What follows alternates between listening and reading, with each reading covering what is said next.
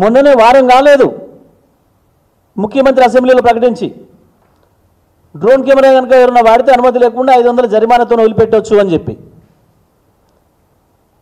కానీ ఇవాళ 5గురు పిల్లల్ని డ్రోన్ కెమెరాలు ఉపయోగించి ఫోటోలు తీసిందని చెప్పి వాళ్ళ వందలాది జేసీబీలను ప్రజలకు చూపించే పద్ధతుల్లో వాడినారని చెప్పి 5గురు పిల్లల పైన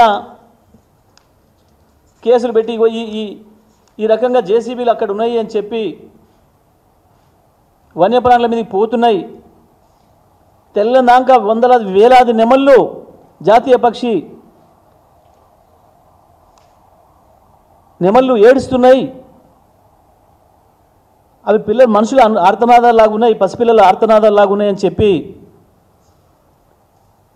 పిల్లలు ఆ విషయాన్ని ప్రపంచానికి తెలియజేయడం కొరకు డ్రోన్ కెమెరాలు వాడితే 5గురు పిల్లల్ని వాళ్ళు అరెస్ట్ చేశాను.